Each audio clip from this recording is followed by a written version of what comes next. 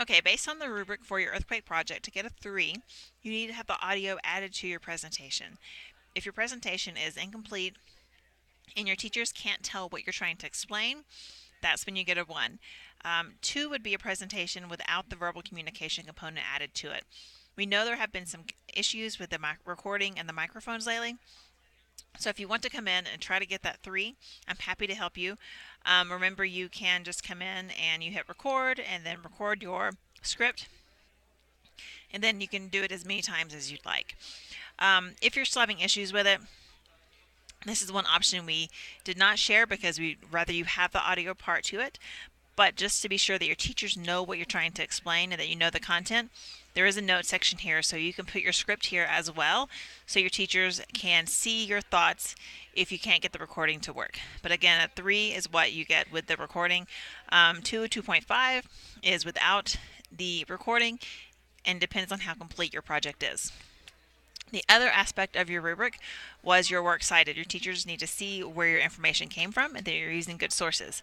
So if you just copied and pasted from EasyBib, that's not quite correct. Here is another works cited I was working on.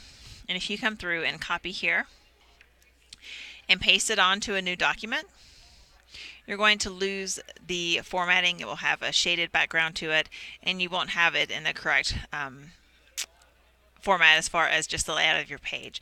So from EasyBib, make sure you go to the export option and save it to a Google Doc. We did not go too much into this because we assumed as juniors or seniors that you would know already how to do a works cited, and we wanted to focus on the content of the haiku deck in your presentation. But anyway, here is your finished works cited. It should say works cited at the top. It's in Times New Roman 12-point font, 1-inch margins. Everything's alphabetical order with a hanging indent. And again, that means that the first line is all the way to the left and everything else after that is indented. Kind of the opposite of a paragraph. Now, a lot of you, if you got an email from me saying please share your document, you went through here and clicked the share. Or you just maybe even clicked, I think some of you just clicked the link up here and added that to the form you turned your work into. If you got an email from me, it means you shared it with me that way, but you didn't actually share it with me. So I don't have access to see it. So please make sure you give me access to see your works cited. Another way you could do that is when you click share, and if you notice it said it was private to just me. So click that shareable link option here, and if it says anyone with Adams 12 can view it, that is perfectly fine because our addresses and your email addresses are part of Adams 12.